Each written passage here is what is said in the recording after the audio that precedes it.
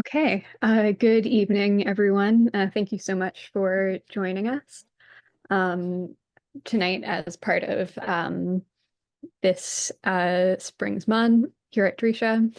And as usual, I will be inviting people to join the meeting as a panelist. That means that you will get to unmute, show your face. There will be some pauses um, to give room for comments, questions, discussion, um, and which are very welcome tonight, um, as usual. So I guess, um, yeah, I will turn it over to Rabbi Silber.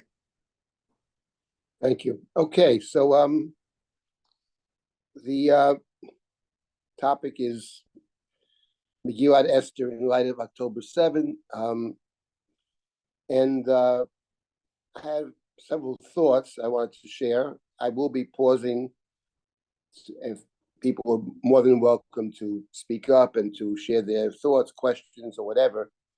It's not going to be an exhaustive study of the Megillah, but I will focusing on the Megillah and then sort of reflections through the prism of the Megillah, reflections on the world in which we live and the present situation. Let me begin by saying that Megillat Esther is a unique book. There's nothing like it in that tradition. And that's for more than one reason. First of all, let's begin with the fact that the bottom line is that the Megillah never once mentions God, not once. It is truly unique in that sense. There are different opinions as to whether one can find God in the Megillah or not. Some feel that you can see God in the Megillah. Perhaps it's a distant God, a hidden God, but God is somehow to be found. I myself have argued that there's even the possibility to see God at the center of the Megillah, that God is sort of orchestrating the events. I'm not going to get into that now. But bottom line is, God's name is not mentioned. And I think that's very significant. Even the story, the Megillah, of course, has several intertexts, plays off certain other stories of the Bible. The one that comes to mind most immediately, of course, is the story of Joseph. And there are many, many literary connections of language, connections of motif. These are both stories that deal with the Jew in exile. But even the story of Joseph, in which God doesn't speak, God never speaks to Joseph. Joseph has dreams before he goes to Egypt. But certainly God's name appears in the Joseph narrative. Most prominently when Joseph first comes to Mitzrayim as a slave, there we have the name Yud-Heh Vav-Heh. Hashem is assisting Joseph at every turn. And beyond that, the other name of God, Elohim, is found quite frequently in the Joseph narrative. Joseph speaks about himself as being a God-fearing person. Etu Elohim ani yareh. Joseph says that the interpretation of dreams belongs to God. Elohim yaneh shlom paro. Paro says to Joseph, since God speaks to you, no one is wiser than you. And Joseph speaks about God having a plan. So God is appearing in the Joseph story, even though God does not directly speak in the Joseph story. When it comes to the Megillah, God is not mentioned at all. Absolutely never mentioned one time. And that is something that I think we have to take account of. In other words, the world of which the Megillah speaks, the world of the Megillah, is a world in which God is not obviously present. We are living in a world in which one can find God. Of course, there are interpreters who think that God somehow is in the Megillah. But at the end of the day, it's a search. The bottom line is the Megillah does not mention God.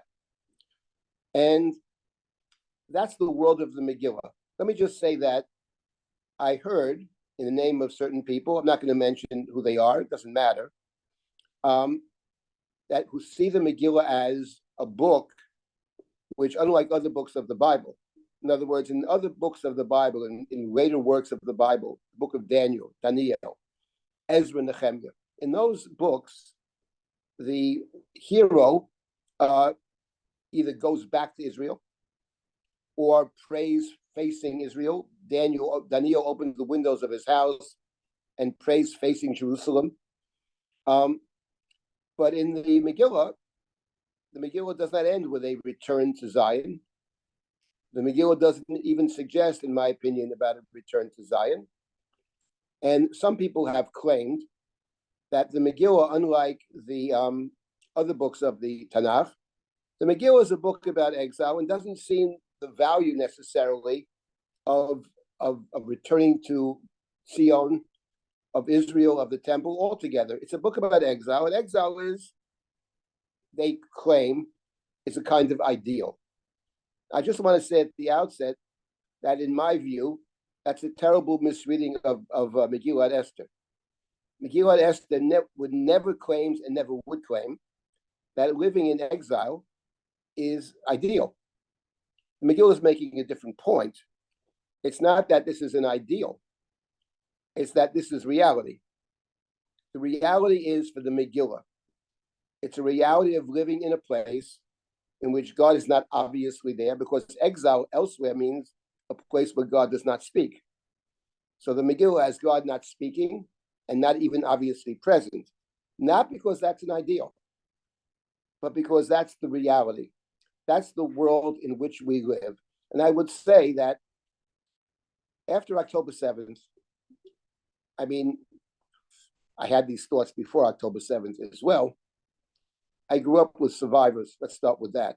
Tremendous influence on my life. And I have few illusions about the world. I mean, what the world is, what the world can be. I'll get to what it can be later, perhaps. But in terms of the reality of the world, to step out of our own, bubbles, as it were, and to take a good hard look at the world in which we live, that's what the Megillah invites us to do. At the end of the day, the Megillah asks a very simple question.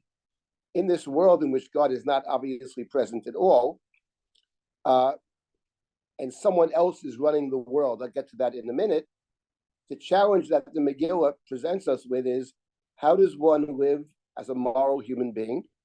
And how does one live as a Jew in this world, a world in which we can't seem to find God? That, I think, is a very basic question. In other words, the Megillah presents us with a certain reality, not an ideal, but a reality. And the Megillah presents us with this reality and poses a challenge for us. And before I stop and take comments or questions, I want to make another point about the Megillah, about reality in the Megillah. And that is, God is not mentioned in the Megillah, but there's someone else who was mentioned prominently in the Megillah. In fact, one could make the argument that this is, in terms of prominence, this is the most prominent character of Megillat Esther. And the one I'm referring to, of course, is Achashverosh. Achashverosh is there in the beginning. That's how the book starts. Vayhi bimei Achashverosh. In the days of Achashverosh, he is there either directly or indirectly in virtually every single scene of the Megillah. And the Megillah ends. Vayosam hamelech Achashverosh mas al haaretz v'yeh hayam. This is the reality. The word Hamelech in the Megillah is a prominent word, referring not to God, but referring to Achashverosh. Hamelech, the king, is King Achashverosh. So the world in which we live in Megillat Esther is the world that is governed by Achashverosh. And now the question is, when one reads this book, who is Achashverosh? What do we make of Achashverosh? So I'll say a few words about this, and then I'll stop and take comments or questions about this reality. So, of course, it is well known that there is a dispute both in the Gemara, in the Talmud, and in the Medrash. Who is Achashverosh? By that they mean, what kind of person is he? And there are two different opinions about Achashverosh. One opinion is that he is a fool. He's a tipesh. He's a fool. That's one view. And the second opinion, which I think is the prevalent opinion in our tradition, is that he is a wicked person. He's a Rasha.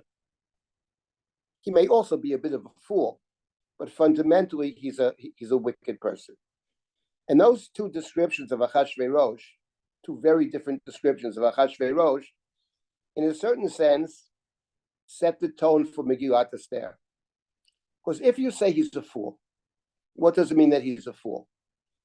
So it means that when he does something, we need not look too hard to figure out why he does it. We need not look for a reason, because there may be no reason.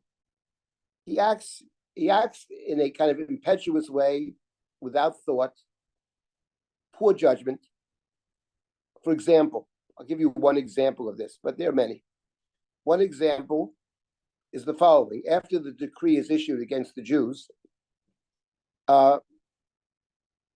so the decree is out there on the 13th day of Adar, today, or yesterday, depending where you are. So all the Jews to be killed by Haman's army. Haman has sort of bought himself an army. On the 13th of Adar, the Jews are to be killed. Esther intervenes, we'll get to Esther later, and convinces the king that Haman is the enemy, not just of the Jews, but Haman is the enemy of the king. So Haman is executed. And then Esther in the Megillah goes back to the king and begs the king to take back the decree. In the words of the Megillah, Lashiv et hasfarim, to retract the letters that were sent. The letters were sent out saying that on the 13th of Adar, all Jews are fair game, are prey for Haman's army, and they can be totally destroyed. So Esther says to the king, listen, now that you've been convinced that Haman is a wicked person, so just why don't you retract this decree now, which was instigated by Haman? Take back the decree. So what does the king say to Esther?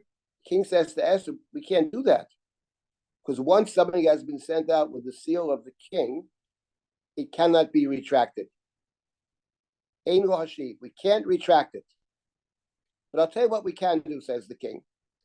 We can't retract the first message, the first letter, but we can issue a second contradictory letter. Can't retract it, but you can issue a second contradictory letter. So you say to yourself, when you're reading this makes no sense. I mean, what is the difference between retracting and issuing a second contradictory letter? This is truly a tipesh. The man is a fool. And that's one way to read the Megillah, not just in that particular incident, but all decisions that he makes, you can say they're made. I'll give you another example in the Megillah. Haman goes to Achashverosh in chapter 3, and Haman says, there's a certain people, he's very angry because Mordechai wouldn't bow down, but he doesn't only want to kill Mordechai, the Jew, he wants to kill all the Jews. So he goes to the king. He says to the king, listen, Yeshno Am Echad, there's a certain people out there, Mifuzar u'Meforad bein ha'amim, scattered and dispersed amongst the peoples, amongst the nations, amongst your 127 states, have no state of their own. V'datehem shall not be kalam, and they have their own laws. V'yetatei hamelech einam osim, and they don't keep your law. V'hamelech ein shoveh lahanicham, it's not worthwhile to keep them alive. If it pleases the king, let it be written to destroy them. And I, says someone, will pay. Aseret alofim ki karkesef, some phenomenal sum of money, by the way, trillions and trillions of dollars in today's market. I will finance it all, right? And I will bring the money into the king's treasury. So Achashverosh says to Haman, hakesef natun lach, which means not that I waive the payment. That's not what it means. It means you have permission to do so. And do to the people whatever you wish. So the king says, fine. There it is, right there on the screen. Akesef, chapter 3. The king forgot to ask one question, though. He just forgot one small question, which he doesn't ask. He never asked the question, who are you talking about? What people? Haman never names them. There's a people out there, scattered and dispersed. They have their own rules, their own laws. They don't keep your rules. Let's kill them all, and I'll pay for it. Here, the money is yours. Do as you wish. But the king never asked the question, who are they? You would think that would be the first question. What people are you talking about? He never asked the question. That's another example of how one can read the Megillah as Achashverosh is a fool. Before I get to the other possibility, I want to say that if you read Achashverosh as a fool, okay, he's a fool. It means don't try to make sense out of what he does. One could make the argument, I've made it myself actually, that it's not just Achashverosh, but in fact, it's a way to read the entire book. In other words, if one found this book in the street, one would not necessarily assume that things are all planned out or that the hand of God is involved. You read it, it was like a tale, a fable about the court, about the wise woman and her relative who warns her about what's to happen. Esther figures out how to save the Jewish people, a court intrigue. And you can read the whole book that way. One can read the book. One can read it from beginning to end. These things just happen. Don't look for reasons. That night, the king could not sleep. Why? Who knows? Indigestion. Could be any number of reasons. But in fact, it's a way to read the whole book. Everything, don't look for purpose. It's random. There's no rhyme or reason. That's one way. That's one view of Achashverosh. And before I stop and take comments and questions, I want to mention the other possibility for Achashverosh. I would say the prevalent view of Achashverosh. Not that he's a fool, but he's a wicked king. That's the dominant view. He's a Melech Rasha. He's a wicked king. And actually, when you read the Megillah, you can read the entire Megillah exactly that way. For example, let's take the two examples that I gave. How can you make sense of it? We can't rescind the decree. We can't take it back. We can issue a separate letter contradicting the first. Sounds ridiculous. But actually, when you think about it, it's not ridiculous at all. Let's say you're Achashverosh. You're Achashverosh. You have been convinced by Esther that Haman was after your crown, which may even be the truth, by the way. That Haman, this egomaniac, says to himself, I'm just as good as the king. He's invited to our party, I'm invited to our party. He's invited a second time, I'm invited. Let's say you believe that Haman actually has designs upon the throne. And then you get rid of Haman. But he has an army of who knows how many people. Let's say a couple of 100,000 soldiers. Do you really want Haman's army to be lingering around your empire, and especially in your capital city? I don't think so. You want to get rid of Haman's army, but you don't want to do it yourself. You're a good Persian. You don't want to fight against other Persians. So the perfect solution is, let's get someone else to do my dirty work for me. Why not the Jews? They're outsiders. Let's have the Jews. I'll fully support them. I will fully support their war against Haman's army, but the war must go on. In other words, Esther doesn't want a war. Esther says to the king, let's call off the war. We don't want to kill anybody. Let's call off the war. The king says, no, you can't call off the war, but I support you in your effort. And the same thing can be said for the other example I gave. Haman goes to the king and says, there's a certain people out there. They have their own rules, their own laws. They're scattered, dispersed. Not worthwhile keeping them alive. And I'll pay for the whole thing. I'll raise all the money. The king says to Haman, do whatever you want. Not because he doesn't know.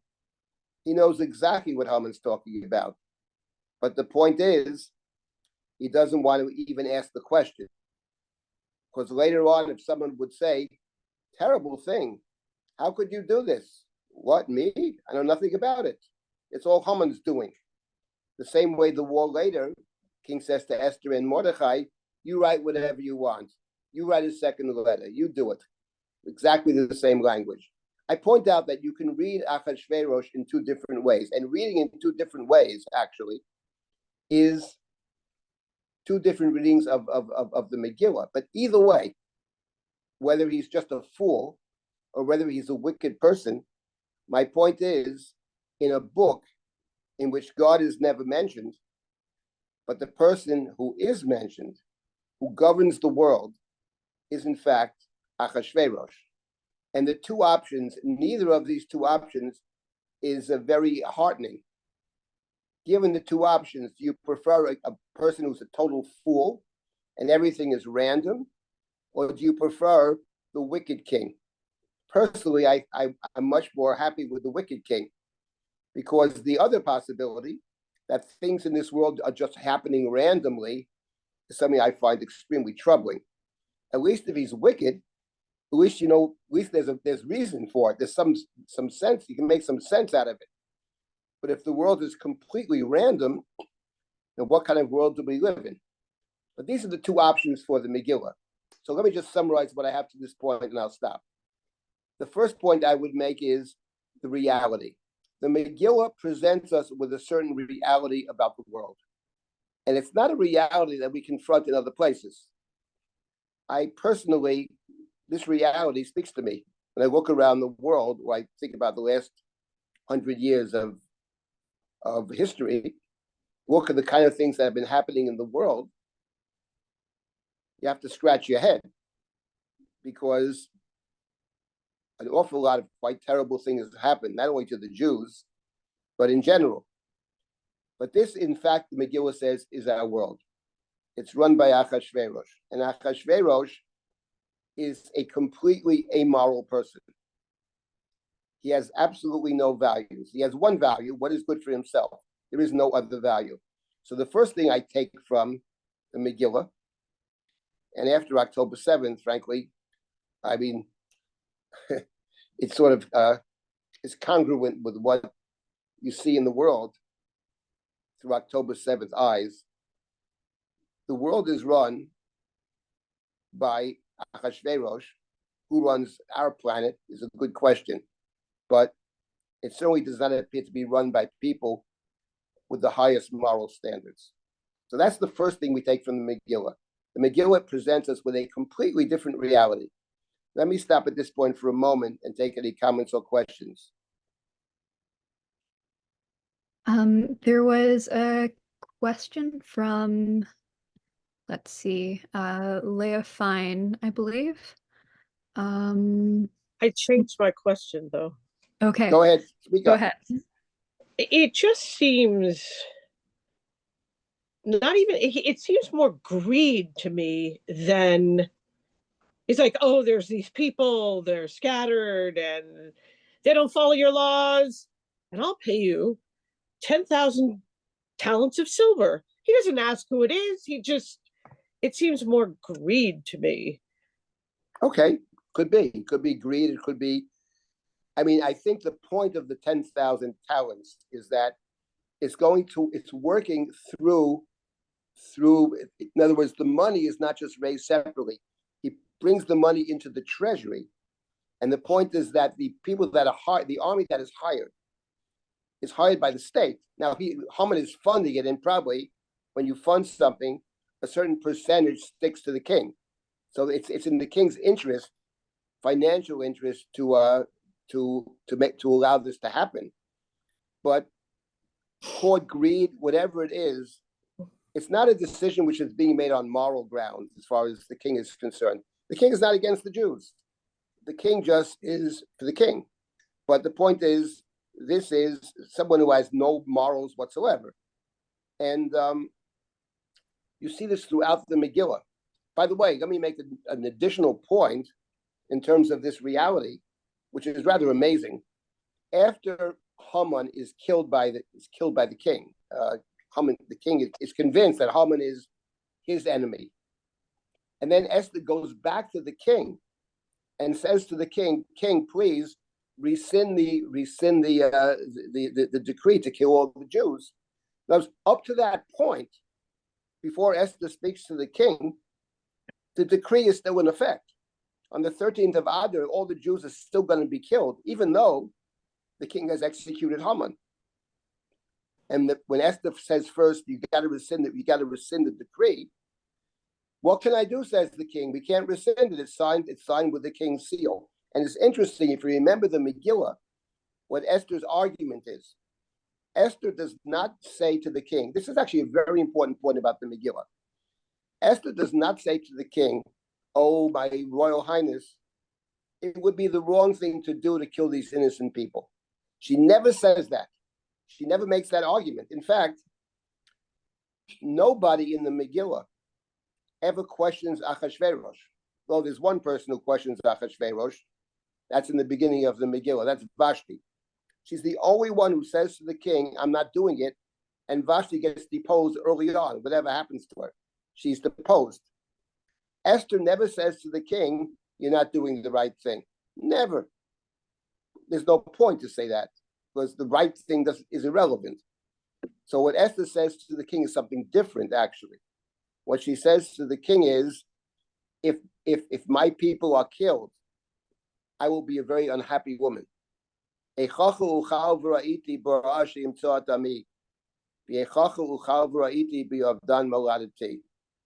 what Esther says. You like me, right? Well, I'm not going to be a very happy person if my people are killed. That's her argument. Then the king says, okay, so you can issue a second decree. So that's an important point about the Megillah. When I talk about reality, you have to deal with reality. And you have to see what forces are out there. And you got to deal with the reality. You're not the Lone Ranger over here. You're not someone who can act independent of the larger world in which you find yourself. Rabbi Silber. Yes, it's something that after October 7th is very important. From Israel's standpoint, Israel cannot say we'll do whatever we want and discount the rest of the world, in particular the United States of America. They can't do that, because Israel needs the United States of America. It'd be very tough to function without the United States of America. You can think whatever you want. I'm not comparing the United States of America, God forbid, to Achashverosh. I'm making a different point. You must deal with the reality that is, the reality that we see. In the Megillah, it's Achashverosh. And if you want to save the Jewish people, don't start lecturing Achashverosh about morality, because it's no point to do that. He will not understand a word you are saying. He only understands what's good for him. You want to get rid of Haman? Convince him Haman's bad for him. You want to save the Jews? Convince him that his playmate will be unhappy. That's the way it works in the Megillah. That's the reality in the beginning of the book, in the middle of the book, and the end of the book. That's what the Megillah presents us with. Yes. So Rabbi Silber, Mary Shelley, she was 19 when she wrote Frankenstein. And the big line there is, I am fearless, therefore I am powerful. But the fact that was him, Frankenstein, it turned to evil, I mean, because he was mistreated. But these heads they're all fearful. It isn't fearlessness that makes them need to be powerful and mow down everyone else. I can't talk for the American government and the semantics. Semantics do damage. But that's my point is, what the Megillah is making a simple point. It presents you with a different world. The rest of the Bible, you don't have this kind of world. This is a different book. This is the reality. You're not going back to Israel. You're living in this place. You're living in Achashverosh's land. You're living with the values of Paras U'Madai. We'll get to the other point about how does one function in this kind of world. But that's the first thing. I think the number one thing in the Megillah is the setting of the book. It's not ideal. It's not saying anything about being ideal. That's a mistake. It's saying it's real. That's the world in which we live. That's the first thing I take away from the Megillah in thinking about the world in which we live. Who are the players in the world in which we live? What is the nature of this world, etc. And that is what the Megillah presents us with. So now there's another question the Megillah presents us with, and that is a similar question about the world in which we live. Yes. There is someone with a question just before we move on. Sure, go ahead. Khani? Or there was a hand up. Maybe it isn't a question. Okay, move on for now. Okay, speak up, right? Fine. Okay. Now there's another question the Megillah poses for us, which is not about the who runs the world. That's an Achashverosh question there. Where is God in the Megillah? Those are all good questions. But there's another question the Megillah actually raises implicitly, maybe explicitly. The Jews are living in Parasu Madai. That's the world. The world for the Jews is Parasu Madai, the empire, the 127 states. And the question is, what is the relationship between the Jewish people in these 127 states and everybody else? So I think when you read the Megillah, I think it's unclear. There's sort of a mixed message in the Megillah in terms of the society in which we find ourselves. On one hand, and this is an important point for the Megillah, I think, the Jewish population in the Megillah, for the most part, appears to be completely assimilated into Persia and the Persian values. That's how the Megillah starts. The Megillah starts with a big party. Everybody's invited. Everybody's invited. There's a 180-day party of all things, and then another party. Everybody's invited. Presumably, the Jews are invited, the non-Jews are invited. It sounds like one big happy family. That's in chapter 1. Then when you get to chapter 3, Haman goes to the king, and Haman says to the king, there's a certain people out there dispersed, mifuzar u'mefarad, not worthwhile keeping them alive. Do whatever you want, Haman.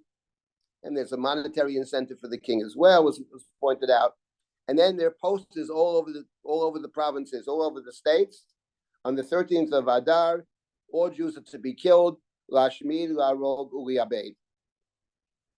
And the Megillah says, Hamelch v'Haman yashvu l'shtot. Haman and the king sat down to drink. V'ya'ir Shushan Navocha. And the city of Shushan was Navocha. Usually we translate Navocha as perplexed. So what's interesting, the city of Shushan is perplexed. I guess they're wondering how come 2 chapters ago we all joined together, one big happy family celebration, and then now in chapter 3, suddenly on the walls are posted all over the place, all Jews are to be destroyed. Navocha suggests perplexed. It does suggest that it's bothering some people, that the larger population can't understand it. In other words, it certainly doesn't suggest they're happy with it. It says Navocha. So from one perspective, we could say that it would not appear that the Jews in Persia necessarily are hated by the larger population. It doesn't appear that way. On the other hand, the entire story of the Megillah, what causes Haman to be so angry and his desire to kill all the Jews is when Mordechai refuses to bow down to Haman. The king has issued a command in the 3rd chapter, that actually the end of the beginning of the 3rd chapter, that everybody in the court of the king has to bow down to the one that the king has appointed, that is Haman. Everybody must bow down. Everybody in the court must bow down to Haman. Mordechai refuses to bow down. The Megillah does not tell us why he refuses to bow down, but he refuses to bow down. He may be refusing to bow down because he just saved the life of the king. The bowing down to Haman presumably is some kind of loyalty test. It's only people in the gate that have to bow down, not anybody else. Because at the end of chapter 2, we all recall, 2 people who are guarding the threshold, the gate of the king, conspired to kill him, Bigtan and Teresh. And afterwards, the king says, everybody inside the gate has to bow down to the one that I appoint, namely Haman.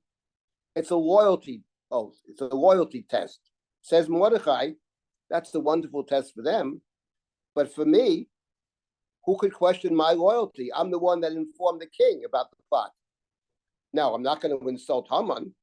I'm not going to stand in front of Haman and say, I'm not bowing down to you. Haman has no idea Mordechai doesn't bow down. But it's the other people in the gate. They're bothered. Why is Mordechai not bowing down? why we are bowing down. So they go to Haman, and they want to see what Mordechai's decision not to bow down will stand. Ki higid lahem asher hu Yehudi, for he told them he was a Jew. And here we have an ambiguous expression. What does it mean he told them he was a Jew? Does it mean I can't bow down because as a Jew I can't bow down? Is that what he's saying? Or is the text saying something different? That's not the reason he doesn't bow down. In fact, we don't find in the Bible a prohibition to bow down to another person altogether. No, it's the reason they go to Haman in the first place. He told them he was a Jew, and they resent the fact that the Jew isn't bowing down, and they're bowing down. So they go to Haman to tell Haman that the Jew refuses to bow down. But the point is, especially if you read it the second way, what that suggests to us is that at least in the court of the king, there's an animosity towards the Jew. It reminds us of the story of Joseph and Mrs. Potiphar. After Joseph runs out of the house, and Mrs. Potiphar says to the members of the house, look what my husband did. He brought the outsider, he brought the Hebrew to mock us, playing off their antagonism toward the stranger. So in the Megillah, it's very hard to know, to size up, what does the population think? Here, Shushan Volcha suggests that may be bothered even by the decree against the Jews. The people in the court, they're the ones who instigated. Later on, when the second letter goes out, the king supports the Jews in their war. Rabbi Me'aretz Mityahadim. Many of the people are aligning with the Jewish people, Mityahadim. It doesn't mean necessarily they declare themselves Jews, but they declare themselves to be on the side of the Jews. On the other hand, the king supports them. So it's very hard to know. Even Charvona in the Megillah, Charvona, who tells the king to hang Haman on the gallows that he built for Mordechai, but he only says that once he sees which way the wind is blowing. Once he sees that the king is angry with Haman, then he speaks up. But to that point, he doesn't say anything. Because in the land of Parasum Madai, you're afraid to say anything, because who knows what you say, how it will be interpreted. Who knows the king's mood at that moment? Yesterday he was in favor of something, and today he's not in favor. So one of the questions the Megillah raises for us is not just who runs the world, but it raises another pretty basic question, which is these people amongst whom we dwell. What are they actually about? And I must confess that after October 7th, that question has crossed my mind many, many times.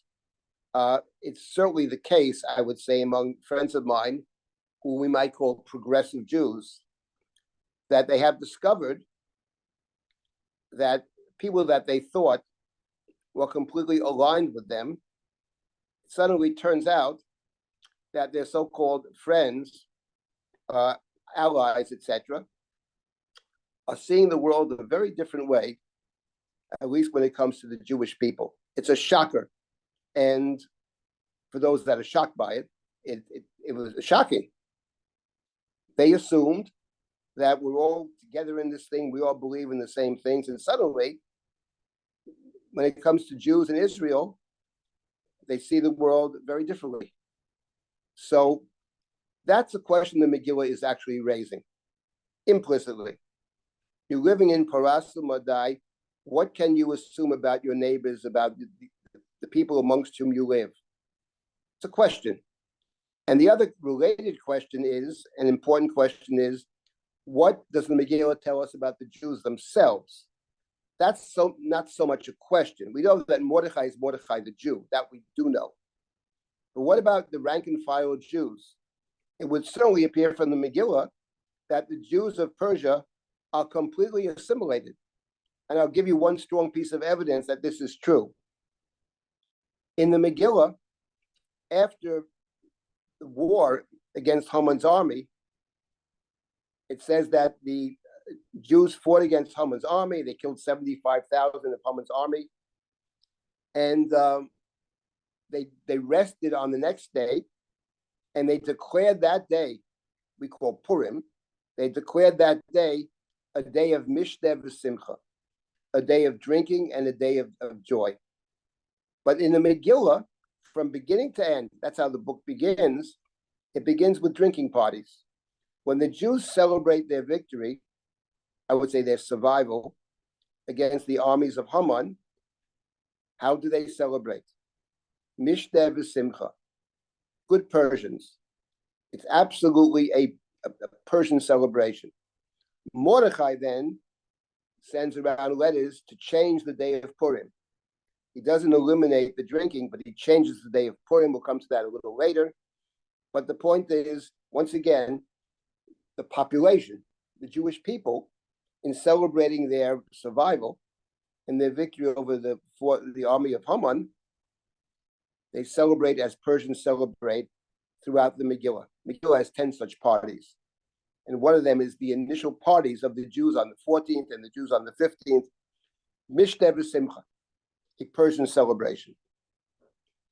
So I'll stop in a minute to take any comments or questions, but the point I want to make about the Megillah is, and what is one of the unique features of the Megillah, appears no place else, is it describes a world which is radically different from a world that's described elsewhere within the Bible, both in terms of the complete absence of God or God's name, Achashverosh as being the dominant figure from beginning to end, the king. There's no sense that the world would change afterwards. And then the question of who are the Jews and who are the people of Paras Madai and what is their relationship? It's sort of ironic in a way that from one perspective, the Jews seem totally assimilated into Paras Madai. But from the other perspective, sort of from Haman's perspective, they're completely different. Their rules are different. Dotayem shall not be kalam. But when you read the Megillah, you scratch your head and say, really? Their rules are different? Where do we have evidence that the rules are in fact are different? Would that it would be true. The hero of the Megillah, one of the two heroes, maybe the primary hero, Esther, she's living for years and nobody knows she's Jewish. What could that possibly mean? No one knows she's a Jew. Been for many years queen, and no one knows she's a Jew. It's not like the book of Daniel, where Daniel says, I can't eat this kind of food. I keep kosher. There's not a shred of evidence that she observes anything, actually. And the same is true for the Jewish people. And yet, the argument is that they shall not be kalam. Their rules are completely different. So that's actually very, very interesting. You would think that the assimilated Jews would not be seen as different, but that's not the case. Assimilated or not, Haman sees them as different. And the question is, what about the rest of the population? The court certainly sees the Jews as different. Of course, Mordechai is in fact a Jew, Mordechai HaYehudi. But the question the Megillah poses is, what about everybody else? What about the community in which we are living? What is the relationship? Okay, so let me just stop for a moment. And what I focused in on so far is, I think, the reality that the Megillah presents us with. And I would say that I think for a lot of people in Israel and in the States, what October 7th has, and one of the, apart from the terrible loss of life and everything else that it reminds us of, but I think in terms of we are asking many people, let's put it this way, I can't say we, but many people that I know are asking the question, what is the world in which we live? All the assumptions we made about who our friends are, who our enemies are, etc., acceptance of the Jews. I think after October 7th, the events of October 7th and the response of the world to October 7th. I don't mean the world in Afghanistan either. I mean the world of Columbia University. That's the world I'm talking about. What about in the Western world? What is the world in which we really live? Not the make-believe world we thought we lived in, but the real world. So that's a very sobering thought. Let me stop here for a minute, and then I will get to the last point I want to make about the Megillah, and I think the question that it raises for us, the very practical matter that it raises for us. If anybody has a comment or question now, I'd be more than happy to hear it. I have a comment. Yes. How similar the situation of the Jews was in Hungary and in Germany and in all those countries where they were allowed to assimilate, where everybody knew who the Jew was, no matter how he changed his color, how he became a Catholic. Everybody knew and the Jews themselves knew who the Jew was, and they acted accordingly with each other. And even though they kept nothing, and there was no Jewishness as such. Right. I mean, the situation, Hungary in particular, was a terrible place for the Jews. But I mean, there were many terrible places for the Jews. By the way, I don't want to suggest that we have to sort of sour on the world. I'm not suggesting that. I think there are many points of light. What I'm saying is that I think that I'll speak personally, what this calls to mind is just taking a much harder look at the world in which we live and trying to distance ourselves from what turns out to be certain illusions about the world. I'm not someone who thinks the entire world is negative and all that. That's not me anyway. But I think that to take a realistic look about, what people are actually thinking, what people are actually doing, I think is very important. And I think that, unfortunately, very often it takes a tragedy to get us to begin to think or to rethink about, the realities which actually confront us. That's the main point I want to make about October 7th. And there's one other point I want to make as well. And that is that the Megillah is about two different things. One of the unique features of the Megillah, the whole thing is unique. There's nothing like it, actually. But one of the interesting features of the Megillah, and I think a very important piece of the Megillah, is that the Megillah is the only book we have which devotes an entire chapter to the response to these events. The response is spearheaded by Mordechai and by Esther. After the war. And by the way, let me just make as an aside.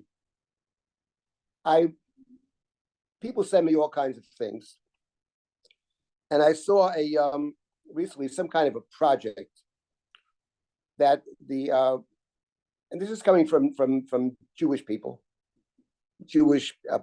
who have occupied some positions of leadership within the Jewish community, a lot of young people.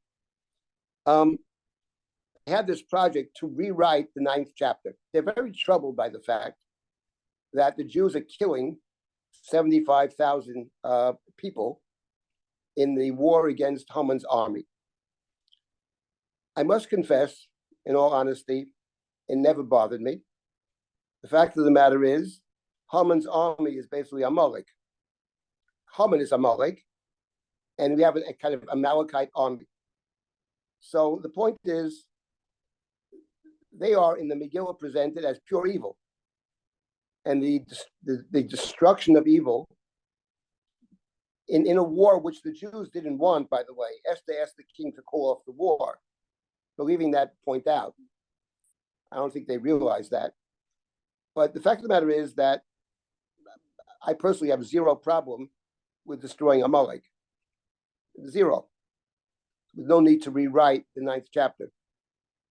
But the point of the 9th chapter, and what's central to the 9th chapter, is not the killing of Haman's armies, but rather, what is the response internally? What is the Jewish response to what takes place?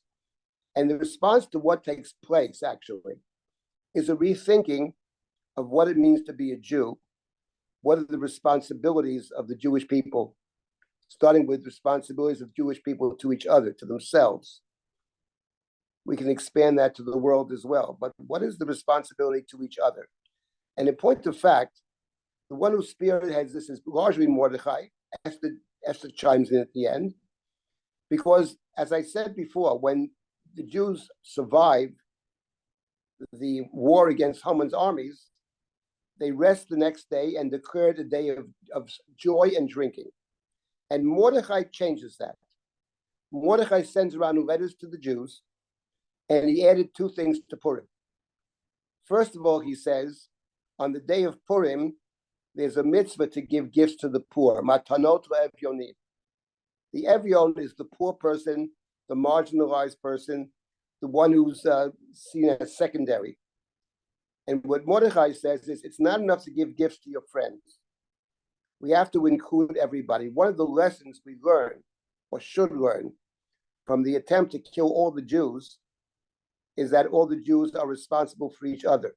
Whatever their practice may be, whatever their commitments may be, we are one people. It is a sad commentary, I think, that it requires a Haman, or the Nazis, to get us to understand that Jewish people start with responsibility towards other Jewish people, because they're our family, and charity starts at home. We don't limit it only to Jews. We do believe in helping make a better world, but it starts at home, and everybody's got to be included. We were all destined to die by the same hand of Haman. So what Mordechai says is, you can't just celebrate two things. We don't want a Persian celebration of just drinking. That's not the way the Torah describes a holiday. The Torah said,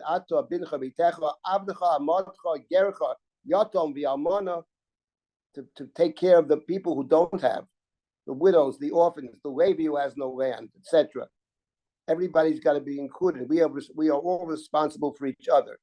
And that's one point. And the second thing Mordechai added, if you remember in the Megillah, in chapter 9, that Purim can't just be one day, because the Jews in Shushan fought a second day.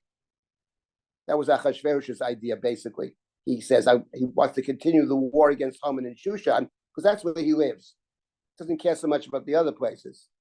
So the Jews in Shushan had to fight an extra day, and they rested on the 15th.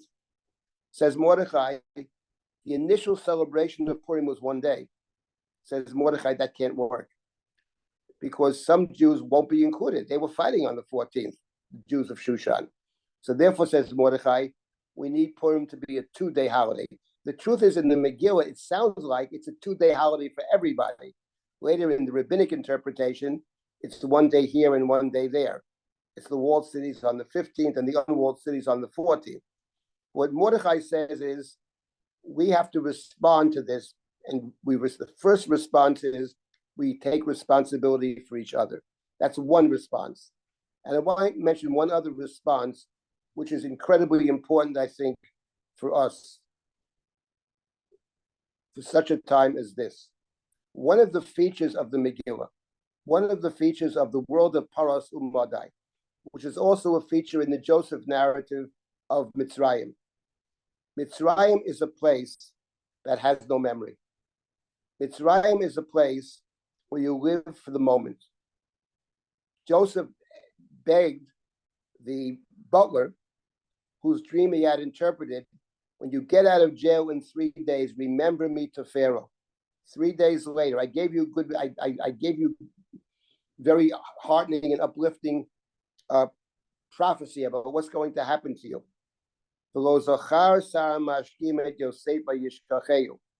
But the Sarah Mashkim did not remember Joseph. He forgets him. He remembers him 2 years later when it suits his own purposes. So Mitzrayim is a place with no memory. And the same thing is Paras Umadai. Mordechai saved the life of the king. It's written down in some book. He'll never read it until one night he can't sleep. And without getting into the reasons he can't sleep, he says, bring me the record book. And he finds Mordechai, not by accident. One way to read it is he's looking for Mordechai. He knows Mordechai and Haman are enemies. It suits his purposes, he remembers. So these are places which don't have memory. Joseph and Mrs. Potiphar, she propositions him, says, Joseph, how can I do this? He's been so good to me, and he trusts me every step of the way. And I can see Mrs. Potiphar saying, that's true. That was last week. I'm talking about now. No memory. The Megillah, what is the Megillah about? Hayomim ha'ela, says the Megillah, Niskarim v'nasim b'chodar v'dar. These days are remembered and performed. These days of Purim, v'zichram or Yosuf mizaram, their memory shall not be lost. We have an obligation, an ethical obligation, to remember. That means to understand from where we're coming and to understand that we don't act on the spur of the moment. Everything has a context. Everything has a context. And memory means something else for the Megillah. We are to remember Divrei Hatzomot v'Zakatam. We are to remember, and this is really important, how we survived this potential tragedy. We survived it because two people, Mordechai, who insisted that Esther do the right thing. He insists. She initially refuses. And Esther, who devises the plan, who understands how to save the Jews. Mordechai has no understanding of that. Mordechai says, beg the king for your people. Wrong. That will never work. He couldn't care less. It's the parties. It's presenting Haman as the adversary of the king. So Esther has the plan. Mordechai has the impetus to act. And Esther and Mordechai are risking their lives. As Esther herself says, I'm going to do it. I'm going to try it. Kasher, if I perish, I perish. She doesn't necessarily expect to succeed. And we can't forget that. We have to remember what it took to bring us to a certain place. We have to understand those who came before us. That's absolutely critical. We need a sense of history. I meet some people nowadays who think history started 2 weeks ago. Have no understanding, actually, about the story of the Jewish people. Not that we haven't made mistakes in the past. We have made plenty of them. But we have a story to tell, and a very good story, and a very true story about who we are, about our connection to Israel, etc., to the land, which goes way back. And that's really, really important. So the idea of having a memory, having a kind of gratitude for those who have helped us, having an understanding of how do we end up in this place, simple facts. I think that's really important for us to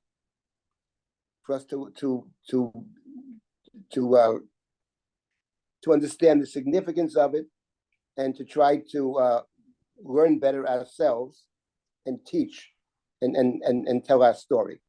So this is the idea of memory is something which is absolutely essential to the Megillah. So these are the things I think the Megillah is setting up.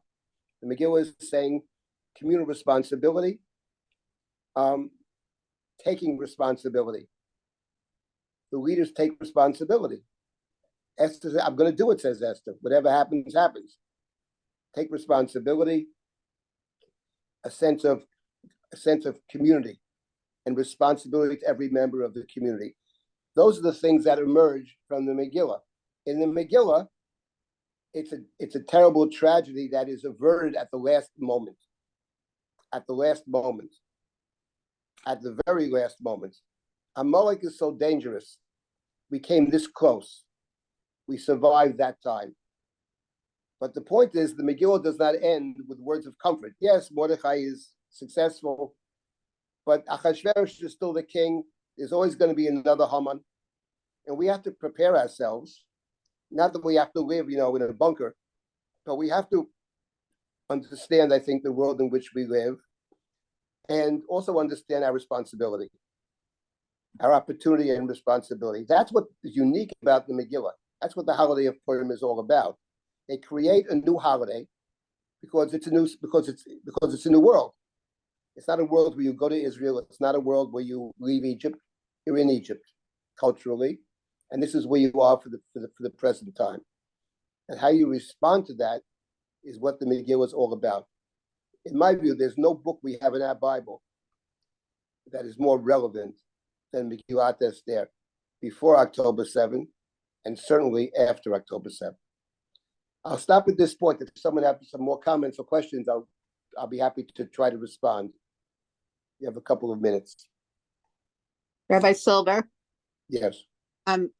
We keep referencing the Amalek, and the original command to write, to remember, is Ketov Zot Zikaron B'Sefer V'Sim B'Oznei Yehoshua, and I'm thinking that there are other things we are commanded to remember, but we're not necessarily commanded to write them down. And they get passed down orally. And those tend to be the more miraculous things. I mean, I don't think Hashem had to tell Moshe to write down about the 10 plagues or the Kriyas Yamsuf, because those are things that will always, stories like that will always be transmitted from generation to generation. But the bad things, end up in revisionist history or with Holocaust deniers. Those are the things that have to be written down. And the Megillah had to be written down. And what's happening now, 100 years from now, who would believe that on October 7th, Hamas did what they did to 1,200 people in communities that were the most sort of left-leaning, peace-loving activists of the whole country. So, Ikaron Sefer, starting with Amalek, which also came at a complete surprise to us, preyed on us at a time when we were least expecting it, preyed on the weak, and this is just a repeat of that. Right, that's an important point. I would just say one word in terms of Amalek attacks the weak. Now, the fact that there are different kinds of weaknesses. There is weakness in terms of physically weak, failures in security and all that. And then there is the other weakness, which is, I would say, emotionally, spiritually, ethically weak. I mean, the Haftorah, we're going to read the Shabbat story of King Saul's failure to eliminate Amalek, but the real story is not about his failure to destroy Amalek. The real failure of Saul is his failure to take responsibility for what happened. He has a million excuses afterwards. The excuse is the people did it, and which Shmuel says to him, okay, the people did it, but you're the leader of the people. So you're responsible in any event because you're the leader of the people. I think that we have to strengthen ourselves, I think, internally, spiritually and emotionally, ethically. I think it's important. And I also think that, related to what I said before about we are one Jewish people, I think we have to be able to listen to and hear many different voices, not necessarily that we agree with each other, but everybody has to be able to sit at the table and to speak respectfully and to be heard. I think that's really important because at the end of the day, we are Am Echad, we're one people. And I think part of the Megillah, yes, we have the heroes of Mordechai and Esther, it's no question, and they give us direction. But at the end of the day, what they're really saying is we have to reach out to each other and care for each other and protect each other. So it's true. I mean, it's easy because what I've said now, I think is fairly obvious in terms of, some of the points of the Megillah interpretation you could disagree with, but the fact is, these are hard truths. We human beings don't like to hear hard truths. We like it all to be sweetness and light. But the reality of the Megillah is it's not about sweetness and light. There is a reason that the Ashkenazim chant the Megillah in a tune that's very similar to Eicha. It's virtually indistinguishable from Eicha, and there's something to be said for that. Tiny Esther actually is a sort of a prelude to Purim. We're not going to fast on Purim, but the fact of the matter is that Purim has a very dark side to it, and we have to be able to and willing and able to confront the darkness. Because if we don't confront the darkness is going to be there. And we have to prepare ourselves in many different ways, both in terms of security, but also in terms of religiously, spiritually, emotionally, and all that.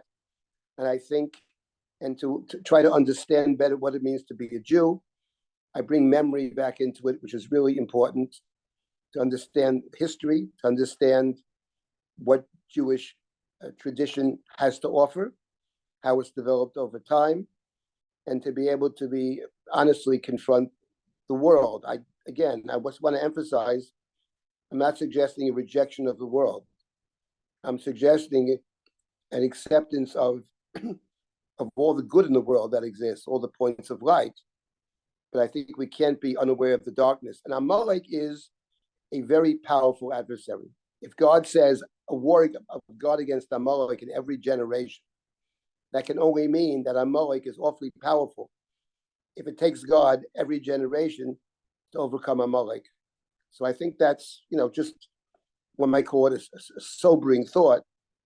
But I think the truth sometimes is very sobering. And I think we just have to confront this before October 7th and certainly after October 7th to try to rethink who we are, where we stand, what our opportunities are, what our challenges are. I guess I'll stop at this point. I wish everybody a Purim Sameach, and hopefully we'll hear good news, B'sarot Tovot, moving forward for ourselves and for all of Israel. Amen. Thank you. Amen. Amen. Thank you, Rabbi Thank you very Silber, much. for doing this even after a Thank you. fast. Thank Thank you. you. Really appreciate it. Yes, Thank thank you. you very much. Okay. Good evening, Purim Sameach. Thank you so much, Rabbi Silber. Thank you. Thank you.